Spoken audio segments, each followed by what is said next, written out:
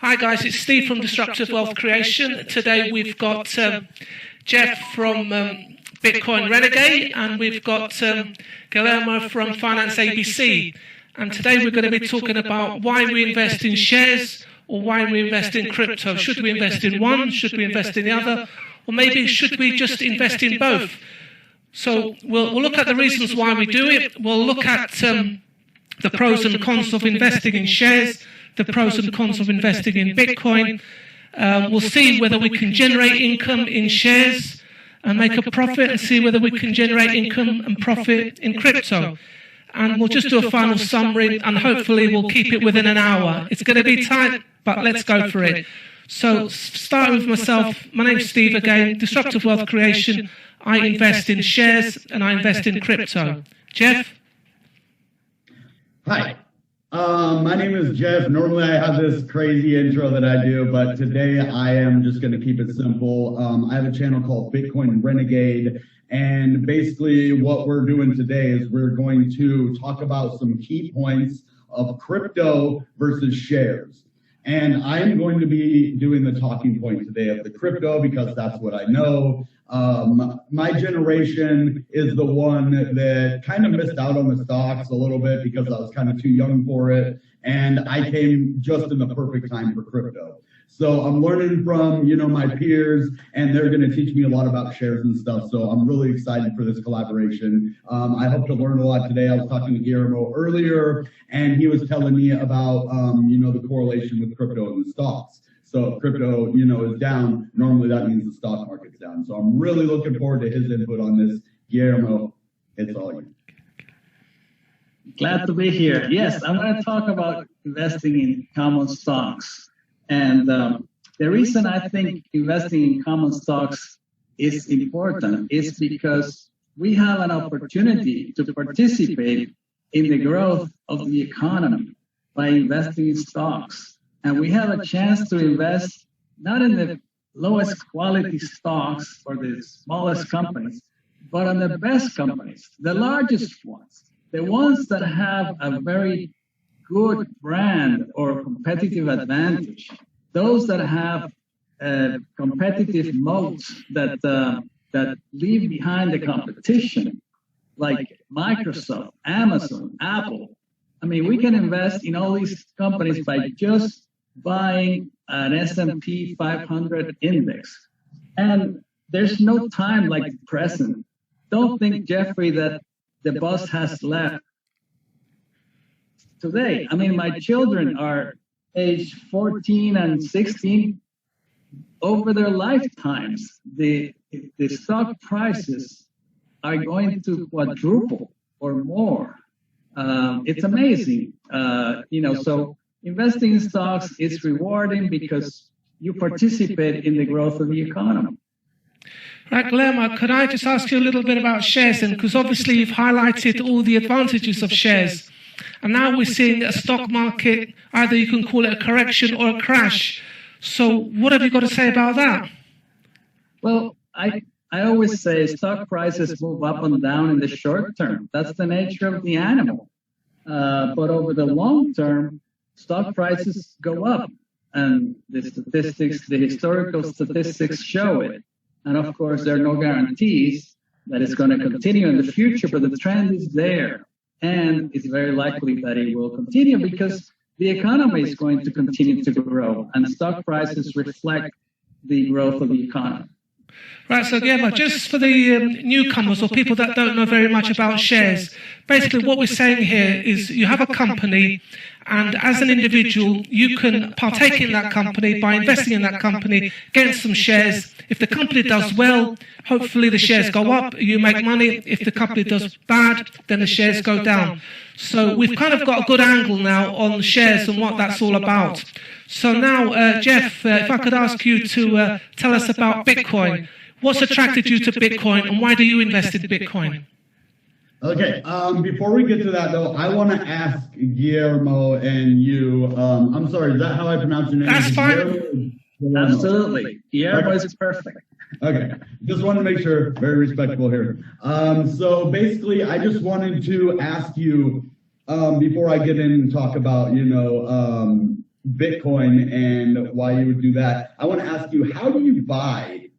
You're saying you get into these index, all you have to do is get an S&P 500 index, right?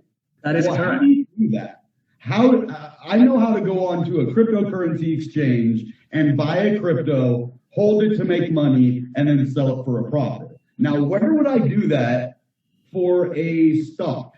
Like, how do I buy it? That's what I want. Where can I buy it? Stocks have symbols. The S&P 500 index exchange traded fund trades under the symbol SPY. And you could buy it on Robinhood, or you could buy it in your TD Ameritrade account or Schwab or any other brokers. You have to open an investment account. And most of these you can trade over your phone. And you just type the symbol of the stock that you want to buy. In the case of the index, is SPY. If you could buy fractional shares, you just put the amount that you want to purchase. Or if you just want to buy one share, it will cost you today about $450 per share. So I know that $450 might be a large amount for some people, but if you have in Robinhood, for example, or Schwab, you could buy fractional shares and just buy $100 worth of shares every month. And if you do this, say you buy $170 a month in the S&P 500 index ETF, over a year, you would have invested about $2,000. And over 50 years, 2,000 times 50 is $100,000. You would have put in a savings account, so to speak, $100,000 invested. But if over the last 50 years, the S&P 500 index has grown 10% per year. So that means that if that continues into the future, that 10% per year compounded would grow that $100,000 to be $2.9 million. Oh, okay. 2.9 million is not, so it's almost like 97% growth, and only 3% of the money you invested. So that kind of compounding is what we're talking about when we say that you can participate in the growth of the economy. Awesome. So that answers my question. You told me where to get them. So you can get it at Robinhood. You can get it at TD Ameritrade. I think Webull has them. Now that you said that, it got me thinking like Webull and all those other ones. Cool. So that is what's so awesome about cryptocurrency. And one point I'm going to really make here with crypto and why I am in it and why I think it's here to stay and why I think stocks are going to be more now. And I'll let you get more into that. But the cryptocurrency exchanges are accessible right from your phone. All I have to do is go to a trusted Google Play Store or an Apple Store, and I can go download Coinbase. If I'm outside of the US, I can download Binance. And there are a lot of different places where you can just go if you have an internet connection. And even most places, you don't even need an ID. You would for Coinbase, but like KuCoin, you don't even need an ID if you're going to trade crypto. Now, if you're going to do a lot of like making money in crypto, you have to do a KYC for legal purposes, right? That's just to stop money laundering and any other illegal activity, which is what crypto had a very bad stigma in the beginning of just a lot of illegal transactions. And now, as you saw with that $3.6 billion Bitcoin bust that happened with the rapper of New York, that it's easily trackable. Now, you can get away with it. They got away with it for a little while, but you can't move that kind of money around without, ruffling feathers. And so it really can't be used for illegal activity and be gotten away with, and actually in the end. So I think crypto is very safe. It is accessible from the poorest person to the biggest institution. So it covers everybody. And there hasn't been something like that. And now stocks are starting to be that way, accessible to everybody. But before, in my generation, when I was 25, let's say, before cell phones, I would not have known how to go buy a stock. Like, I just wouldn't have known where to go. Like, do I go to a store or something, before the phones? I'm like, I wouldn't know what to do. So that barrier for entry is what is going to bring so much money. Like you said, compounding by 10%. Well, that might be by 20% now, because there are so many more accesses to it. And that is the problem with crypto, with stocks, the barrier for entry. If you can cut out some of the barriers for entry, you open up a whole world of money to stocks, to crypto. And then in the future, that's what you're saying is the same with crypto. If you go back to 2009 when it was incepted, and then every 4 years, the supply and demand is built into Bitcoin. That's what I love about it. And that's why I got into it in 2017, is the supply and demand part of Bitcoin. Because it basically guarantees itself to go up in value every 4 years. It has a finite supply of 21 million. There's 19 million out there right now. So that's why I would invest in crypto. I could go all day, guys. I'm telling you. I love crypto, and I could talk about it all day long. Right. Just one thing, Jeff, that you mentioned. So for some of our viewers who don't know, you mentioned the word KYC, and KYC stands for Know Your Customer. And obviously, when you sort of sign up with something like Coinbase, they want to know your details, your name, address, your date of birth, and stuff like that. So yeah, that's pretty cool, and that's a really good explanation. As far as myself is concerned, I'm kind of a bit of an oldie guy. So You said earlier on, well, I wouldn't know what to do. Well, when I was in my 20s, what I did was I had to go to a financial advisor. And the financial advisor said to me, give me £50 or $75 a month, and I'll take care of it for you. And call me in a couple of years' time, and I'll tell you how well you're doing. So that's how I started. That was the basics. But obviously now with crypto, I mean, I've seen something there that's exciting, that's revolutionary, that's going to change the world, and I want to be part of that. So my son does all the wheeling and dealing for me. I just give him the money, and then we just enjoy. So that's me. So now one of the things that I'd like to move on to is, because this is something that Guillermo always sort of, whenever we have a conversation about Bitcoin, he always says to me, yeah, but what about the income? What about the profit? How do you make it? So this is where you come in, Jeff, because you're the expert on crypto. So explain to us all, how do you make money on crypto? We know there's a store value. We know you can buy it and we can wait for it to go up. But if you want to get a bit of income, how do you do it? Okay, well, that's easy. And for right now, we're able to do this. So what I am doing is I am getting into stable coins right now. I'm not showing it on my portfolio or anything, but I have about $6,000 in stable coins.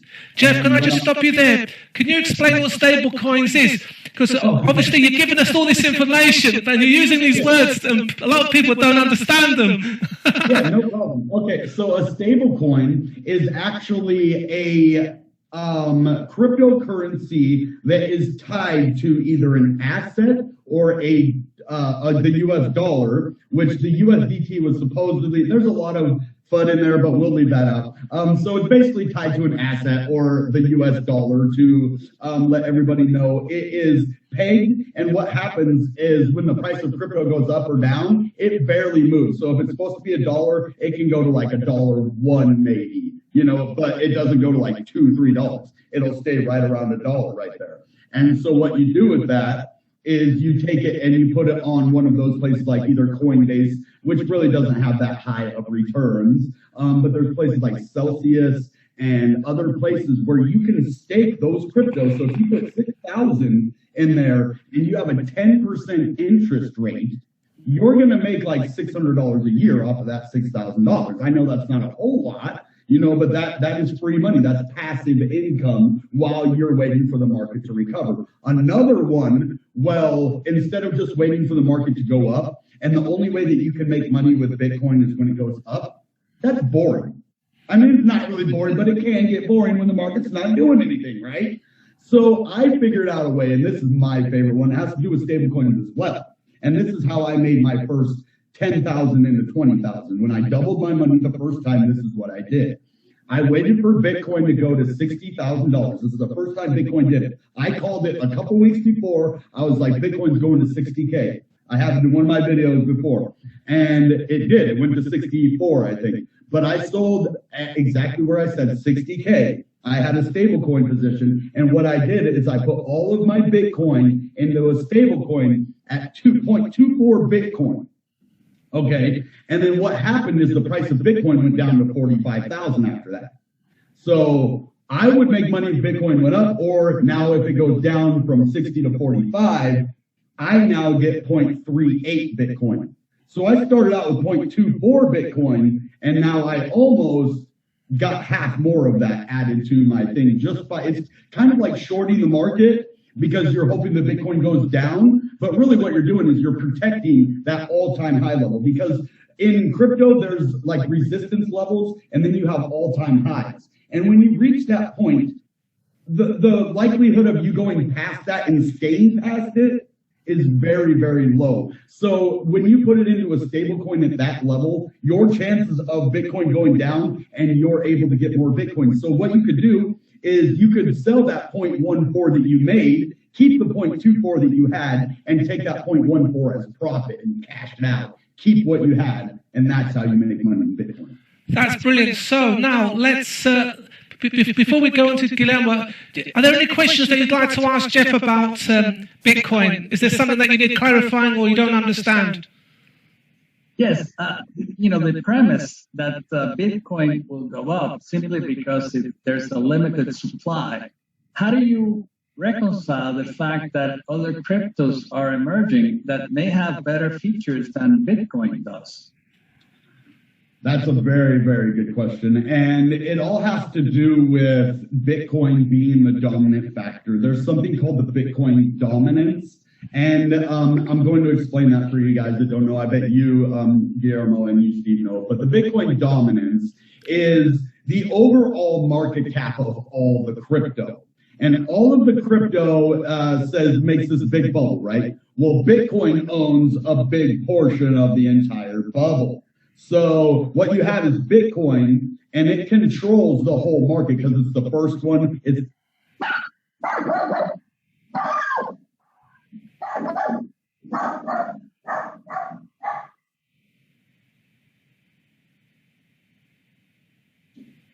I think you froze. Yeah, you're back. Yeah. You froze for a moment.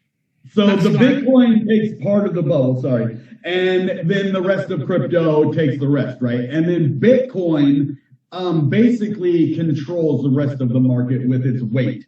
So that's why I call the Bitcoin hammer in some of my videos. It hammers the altcoins down just with going up and down, because Bitcoin controls the market. And when altcoins go up and down, it's controlled by Bitcoin's massive movements. Now, you saying another crypto to come out and change that? Well, we've had how many cryptos come out? 1,000 or 2,000, 3,000. I don't know how many. None of them have been able to do it so far.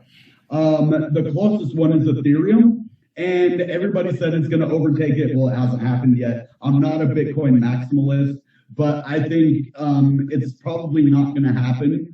I think Bitcoin is here to stay. The reason I say that is because if Bitcoin gets overtaken, that could really disrupt the whole, which I like to disrupt things, but I think it could really hurt the whole market that was Reed, Steve. So I think it could really cause the market to fail in a major way. Bitcoin is the catalyst, right? And maybe we can silently move Bitcoin to the side later on and, kind of push it out of the way. But for now, there is absolutely no way any crypto is going to overtake Bitcoin. And I hope it happens, but it's probably not. All right, Guillermo, have you got any more questions? Or should we move on to your shares? Well, let me just ask, obviously Bitcoin has dominance now because it was the first, but as its limit in mining gets closer and they don't mine anymore, perhaps Ethereum or Dogecoin or some of the others will continue to grow. And 10 years from now, perhaps Bitcoin will not have the dominant position it has today. Okay. That's fair. And there's also concerns about regulations from China and the US, and that the governments come up with a national crypto dollar or crypto yuan. that might compete with the benefits of crypto without the volatility, because they will be tied to the currency. How would that disrupt the Bitcoin market? I don't think it will. That's what I'm saying. The digital yuan isn't going to be anything like a Bitcoin. It's going to be like a stable coin. And there isn't a stable coin alive that could take out Bitcoin. So that's the thing. It would have to be an actual cryptocurrency that took out Bitcoin, not a stable coin, I don't think. Right, but then people that choose to get paid in Bitcoin, their salaries, their wages, how could they manage with the volatility? I mean, crypto goes from 60 to 40 in a month. People can't take that kind of pay cut. Yeah, that's not sustainable. I agree with you, and that fact. And if you're looking at it as an income thing, then no, it won't be sustainable at all. And I think other crypto would do better in that area. You're right, because a stable coin is way better to get paid in. But what if, say this, say you're getting paid at Bitcoin at 20,000, right? And you get paid $1 million at Bitcoin at 20,000. You're a big celebrity, let's just say, for instance, right? And then, Bitcoin goes up to 60,000. Well, you just tripled your money off of $1 million. Now it's $3 million, right? So, I mean, it goes both ways. What if you, got the deal at 60,000 and then, it ends up going down to 20,000. You just, instead of $1 million, you're now only making 450,000. So I get what you're saying there. It isn't going to be a good income. I never thought Bitcoin would be a good income. People take that probably for...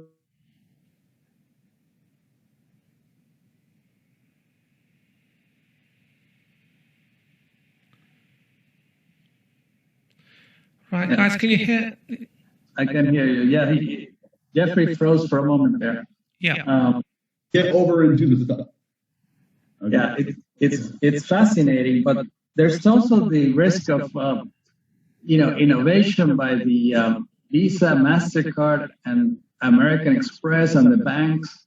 When crypto starts encroaching in their payment transfer systems, that they come up with cheaper ways of doing it. What would then be the advantage of crypto in terms of the international payments? So with the gas fees super high, the international payment system is really bad. And that's why I really am looking for other places besides Ethereum. I'm looking to cheaper gas fees to send money, because that is a big catalyst. You have your Western Union that I have tried to send money. A lot of people, I don't remember what they're called, but a lot of people send money home to their families in different countries and stuff like that. Stipends or so, I don't remember the exact name, what they call them. Strike. But it's money that people send back. It's Strike. It's through the Lightning Network. It's called Strike. The Lightning Network. They do the Bitcoin. I was talking about the original. Original payment that they used to have for sending money. It was like a stipend or. Yeah, no, Western Union is very expensive. They could even charge you like 5 or 10% of the remittance. Yeah, and so that's where crypto has the advantage there. And there's this one called OXT. And what it does is it specializes taking like a US dollar and converting it into the OXT crypto, and then to whatever fiat currency that you have, like say the UN or the peso or the pound or whatever, whatever your currency is. Guys, our internet connection is really bad. You guys are frozen on my screen. Can you hear me? Yeah, we can hear you, yeah. Okay. We hear you now. And right. And then I read in the news recently that there was some fraud involving theft of Bitcoin. How safe is your Bitcoin if you put it in one of these exchanges? That is a very good question. And this will be the last before we get it.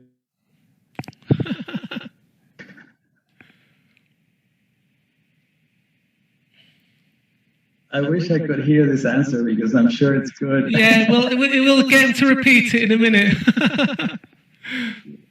Your money is insured on those sites.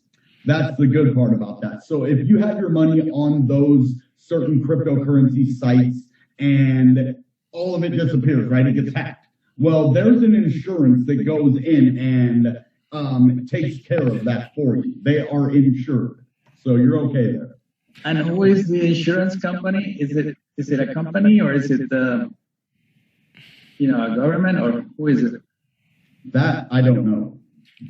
I do not know that. They don't. That is. I think it's FDIC insured, so maybe that's federal government. Oh yeah, if it's FDIC, that's Federal Deposit Insurance Corporation. Okay. But in Puerto Rico, there is a lot of credit unions, and they compete with banks for the deposits and stuff. And banks are insured, the deposits are insured by the Federal Deposit Insurance Corporation, the FDIC, up to $250,000. Okay. So the credit unions say, well, we insure your deposits up to $250,000 too.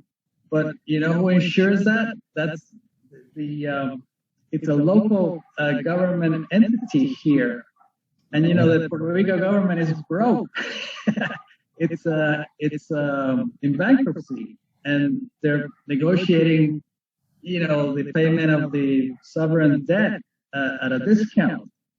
So imagine the bondholders are getting a discount. So that insurance, I hope they never have to claim it, but it's not the same as the Federal Deposit Insurance Corporation, I am sure. But anyway, the regulators just get a failing credit union and they merge it with a successful one, and they are done. They don't have to ever pay out the depositors. But if they did, they wouldn't have enough capital, because they have I think $50 million in assets, and they're insuring about $6 billion in deposits. So you can see that obviously, they don't have the resources to pay all the depositors. So I wonder if in crypto, the deposits, sure, they're insured, but who insures them? And right. They pay. Right. So what I'd like to do is just briefly add something to the crypto conversation, and then we'll move on to you, Guillermo. So the first thing I'd like to say is within the last few days, Rio de Janeiro, Brazil, have decided to accept 1% of their treasury is going to be in Bitcoin. Okay, so that's something new that's come out. Also, obviously, we know about El Salvador accepting Bitcoin as the currency. And also, there's something about Argentina, because Argentina is now moving towards Bitcoin as well, because what they've done is they've accepted the Lightning Network, and they're building on that with the future to go Bitcoin the same way as El Salvador. In terms of the United States, there's a magazine, it's called The American Banker. I don't know if you've heard of it, but they reported a story to say that there's 300 community banks that are going to be accepting Bitcoin, so that you can buy and sell Bitcoin. So on a positive, there's still a lot going on in Bitcoin. I know we have our sort of doubts, we have our worries, but, there are some positives. Right, so now what I'd like to do is move on to shares. Now, with shares, we know that you can buy shares, you can wait for them to go up and down, in the same way as you can buy Bitcoin, wait for it to go up or down. But there is a way you can make money. And Guillermo, I know that in your videos, you've been talking about shorting and puts and all that kind of stuff. So in brief, tell us about that so that Jeff knows how that works. Absolutely, absolutely. When you buy stocks, many of them pay a dividend. So if you just hold it, you buy and hold, you get the dividend every quarter. And so that could be 2% or 5% of the value of the stocks, depending on the dividend yield that each company provides. Also, you can, if you were so inclined, you could sell covered calls against your long portfolio, and that would increase the yield an additional maybe 1 or 2 percentage points per year. So it's a way of receiving income while not yet realizing your capital gain. So this was an amazing collaboration with the amazing guys over at Disruptive Wealth Creation, Steve, great guy, and Guillermo of Finance ABC. Now, you guys just listened to us talk about the options between stock market stocks and cryptocurrency cryptos. And what we did is we gave you the finer points of each. Now it's up to you to decide what you're going to do with it. All right, guys, that being said, you know what time it is. Goodbye and good Bitcoin. Bang! Guys, this was a great collaboration. So thank you, Jeff from Bitcoin Renegade, and thank you, Guillermo from Finance ABC. We need to do this again. Thanks. Absolutely. We'll do it again anytime. So thank you for watching. Thank you. Bye.